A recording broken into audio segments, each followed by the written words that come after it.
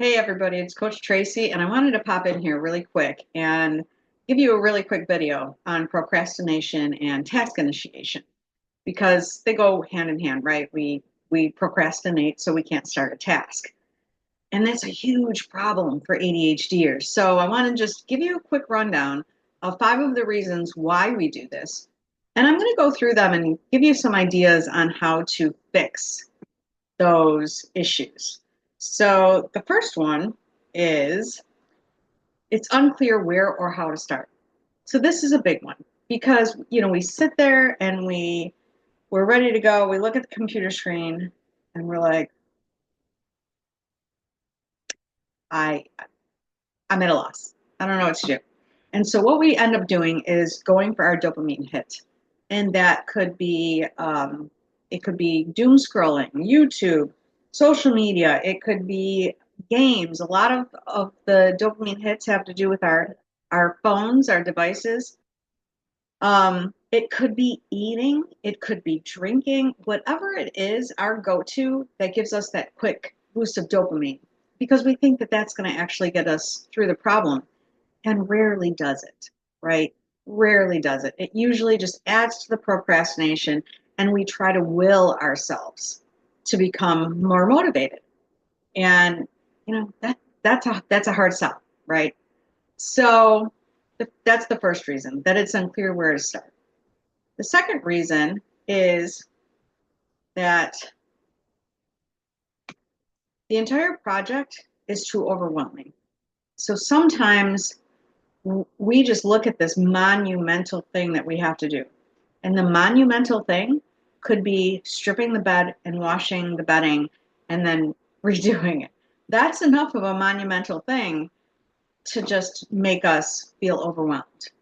It could be a big project that we have to do. It could be trying to launch a new product. It could be anything that we feel overwhelmed about.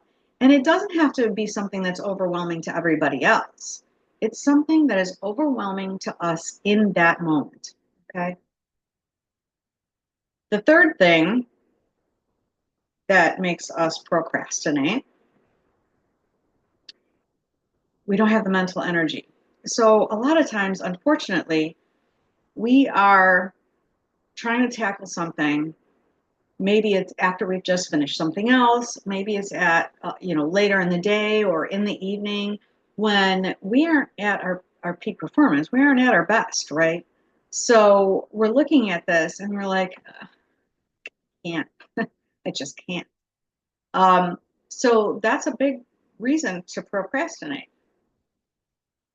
Um, the next reason, we have so many ideas, we're not sure which one to pick. Big issue for ADHDers because we have all of these great ideas. And you know what? I'm going to go out on a limb here and I'm going to say 99% of those ideas actually are great because ADHDers are some of the most creative people in the world.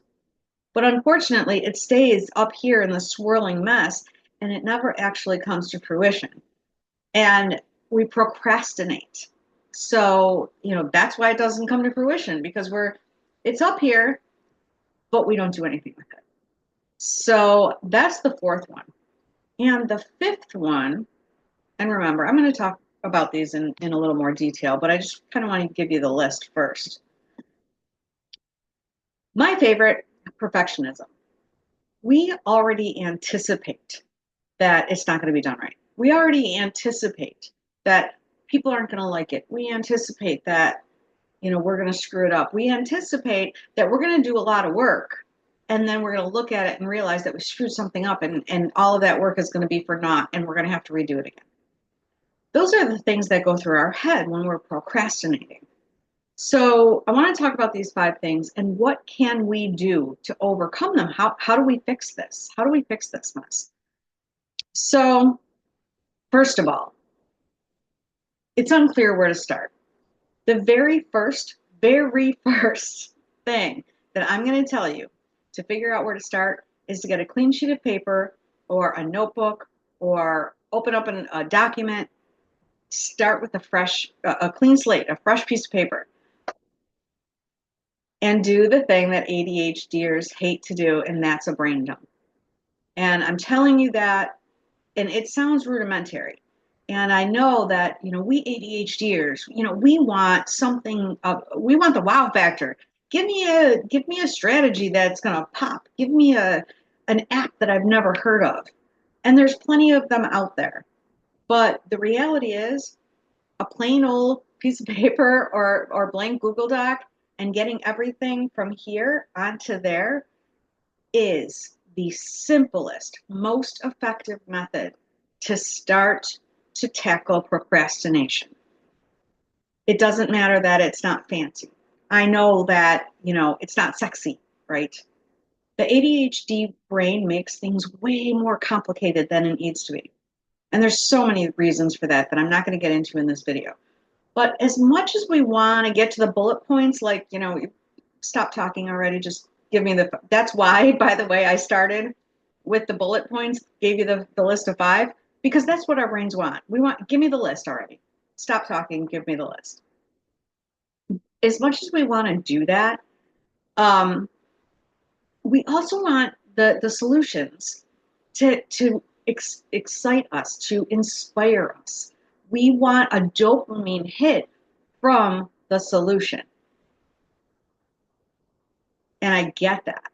But the reality is that sometimes the simplest, tried and true, is the most effective. And a brain dump is the most effective. And I'm going to talk a little bit more about this, so don't stop listening just yet, okay? So brain dump. It doesn't matter. Whatever is coming into your head, it doesn't have to be sexy. It isn't highly technical. It isn't some strategy that I learned getting a PhD, okay? It's highly effective, and it's absolutely necessary for the ADHD brain, because this is how we get all of the stuff that's in here down here so that we can look at it like a jigsaw puzzle. When you have all of the pieces of the jigsaw puzzle, you dump them out on the floor, right? And you flip them all over so that you can see the picture on the right side of the puzzle. Then you can start to figure out what you've got and where the pieces go. That's what a brain dump does for you. So start with a brain dump. Number 2, when the entire project is overwhelming. So the brain dump might initially cause you to be even more overwhelmed, and I understand that. It might turn out to be a really big list, and that could trigger a shutdown. And that's another reason that ADHDers tend to avoid it. But this is where strategy comes into play. And this is so important. It's not necessarily the tools that aren't working. It's not understanding how to effectively use the tools. So when you do a brain dump, that's just the start. That's just a way to clear your mind, to calm the chaos, to get the stuff from here onto paper so that you're not holding it here and trying to not only remember it, but figure out where it goes. And that's creates the anxiety. And there's all kinds of scientific explanations that explain why that happens. But I want to keep this video short. Get it from here onto paper. The next step is to get a separate list. This is your to-do list. You take the top 3 things off of your brain dump. And when I say top 3, I don't mean the first 3 things you put down. I mean, you look at the list like a jigsaw puzzle. What do you do with the jigsaw puzzle after you turn all the pieces over? What I always do, I look for the corners, because I know there's only going to be 4 of those, right? There's only going to be 4, and I need those 4 to do everything else. So that's what the brain dump does. You put it all out there, and then you look and you're like, okay, now that I've looked at everything, there are 3 things that I can do right now. Just 3. You might look at it and say there are 10 things I could do right now, but don't overwhelm yourself. That's why the brain dump becomes overwhelming, is when people think, okay, I've dumped it all, now I've got to do it all. Just take the top 3 things that you can do right now. And again, not the first 3 things that you listed, but the first 3 things that you know that you can do right now to start you down the path. Once you start down the path, just like getting the corners of the jigsaw puzzle, you start down the path of getting the side pieces, the framed pieces, and it all starts coming together. So that's what you want to do. You get the top three things off of your list, you cross them off the brain dump list, you put them on your to-do list. This is your action list. This is what you're going to work off of right now. Once you get those three things done, you can go back to your brain dump list and pull a couple more things off. You never want to pull more than three things off because that's when you get overwhelmed. Just pull three things off at a time. Do them completely. Don't leave them half finished. Half finished is detrimental to our progress. You have to complete them before you pull anything else off the dump list. If you cannot complete them, then you write them back on the dump list. They're not done. If you crossed them off, and I do encourage you to cross them off, but if for whatever reason you thought you were going to be able to do it and you can't, put it back on the dump list. Okay? Okay, so number 3, we don't have the mental energy. And this is fair because we often don't have the mental energy to start something at certain times in the day. For instance, I just got this chair several days ago. And when it came and I brought it in and I opened up the box and I started pulling everything out that I had to put it together. And there's all these screws and pieces and I pulled it all out of the box and I was like, nope. Nope, can't do that today. That I do not have the mental energy to put this chair together. And it wasn't that it was a huge project. I figured it was going to take me about an hour. And at that moment, with the mental energy that I had, I did not have an hour's worth of mental energy to devote to doing this. So I didn't. And I didn't beat myself up over it. I looked at it and I said, I'm going to tackle that when I have the mental energy. And clearly I did. I put it together. So it's really recognizing that you might not have the mental energy to do something right in this moment. Where can you put it? Can you reschedule it? When do you have the mental energy? You have to really be aware of your day. Do you have great mental energy at 8 a.m. or at 11 a.m. or at 3 p.m.? When do you work best? I work best first thing in the morning, but I have clients that say, no, 3 o'clock is my golden hour. Okay, whatever works for you, that's okay. Recognize what works for you and schedule things when you have the mental energy to do it. What ends up happening is we don't have the mental energy to do something and we try to push through. And we sit there and that's when we look at the blank screen or we look at, the box of parts and we feel paralyzed and useless and we waste so much time. That is just a time waster. We don't want to do that. Except I do not have the mental energy and I'm going to do this when I do and schedule it. Okay. So that's a big thing. We don't just want to put it off and leave it there. We want to schedule it for when we are going to have the mental energy. And put it, this is part of the brain dump list, right? And your brain dump list is going to continue to grow because the chair wasn't on my brain dump list earlier that day. And then it became on my brain dump list when it got delivered. So I have to add it to the brain dump list and then decide it's not something I can do right now, but I'm going to schedule it for later. And there are other strategies to determine how to schedule that and where to put things. But again, I want to make this video short. So for now, just use the brain dump list and the to-do list. And you can just use those 2 lists and be very productive. Okay. So number 4, we have so many ideas. We're not sure which ones to pick. Okay. If the overwhelm is because there isn't just one project, but there's multiple projects, you got it. You got to do the brain dump again, right? You have to do the brain dump. The more information that you try to store in your brain, the more frustration, overwhelm, and procrastination you're causing yourself. That's how our brains work. There's no getting around it. It's part of the whole prefrontal cortex, executive function, yada, yada, yada, that we've all heard. So stop fighting it and just do the simple process. Put it on your brain dump list. You can have separate brain dump lists, but this is what I'm going to tell you. Keep them all together. So what I use, I have a little notebook. This is a really cheapy notebook that I got. It's small enough that I can carry with me. And I put my brain dumps lists in there. And I do have a few different ones, but that's okay because I know where they are. I've tagged them so I can flip right to my brain dump lists. And from there, I put them on my to-do lists and I cross it off. I have running brain dump lists and I have project brain dump lists. So if you have so many ideas, you don't know what to do, you do put it all on paper. Look at, these are my ideas. You can just have an ideas notebook.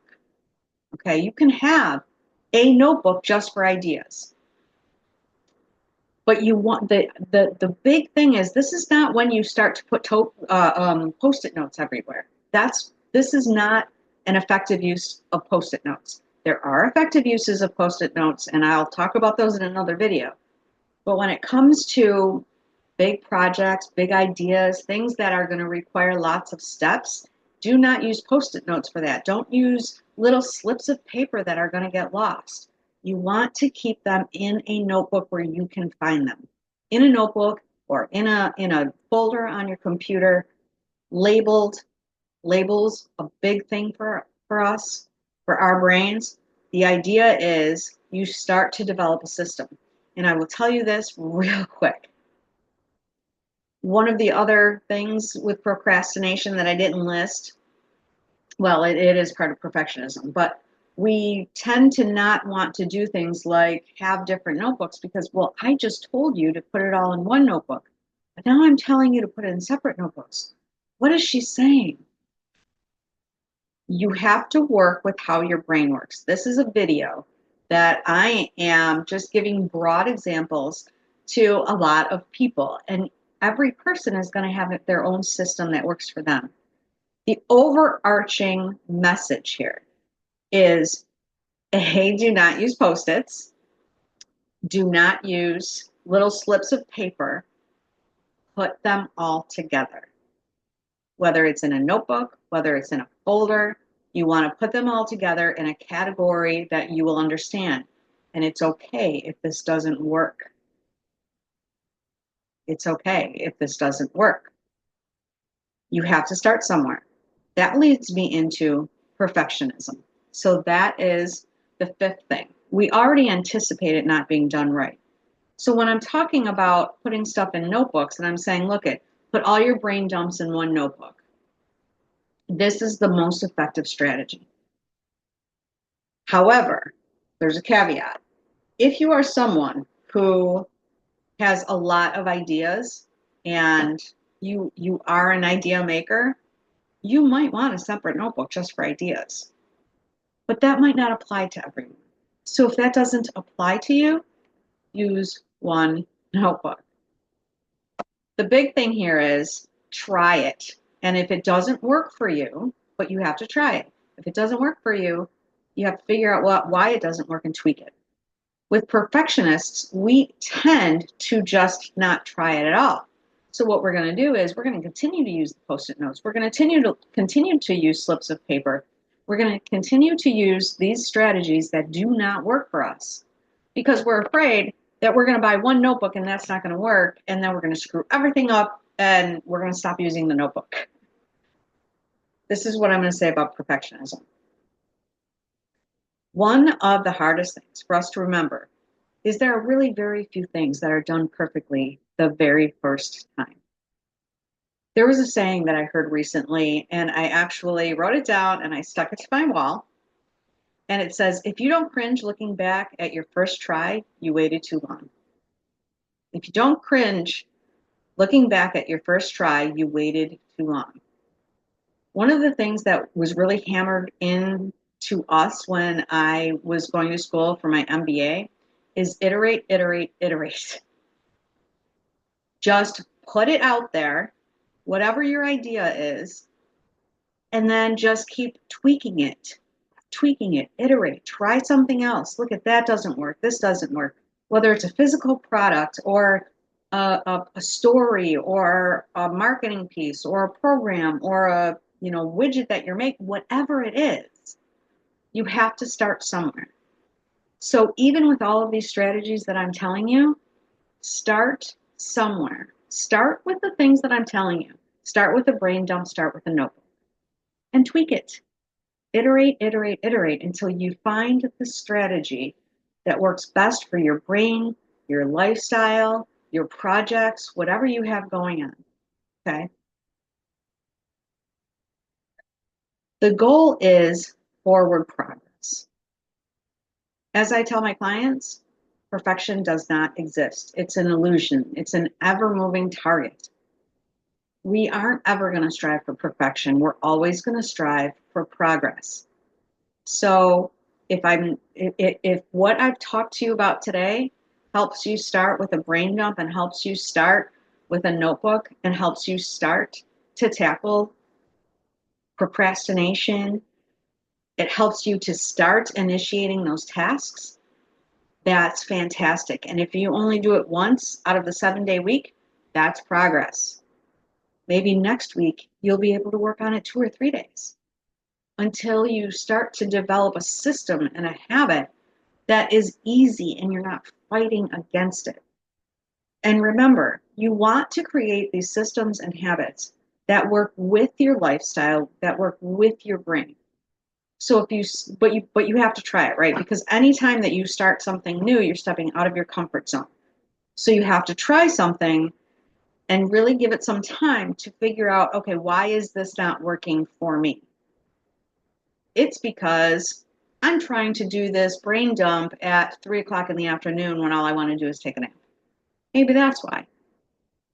Look at why it's not working, and rather than throw the baby out with the bathwater, as I say, don't just ditch the whole thing. Try to look and see what is working and what isn't working, and iterate. Try something new. Try it at a different time. Try a different notebook. Try to just make tweaks to it. So I hope this has helped you. My goal is to move all of us forward and to help to manage and master our ADHD.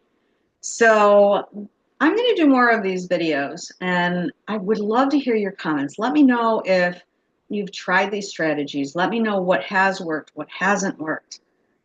Give me some feedback. Let me know if you're hitting roadblocks, and then I would like to do videos, if I can, on roadblocks people are hitting. So post in the comments, stay active, stay engaged, and let me know how you're feeling and what's going on.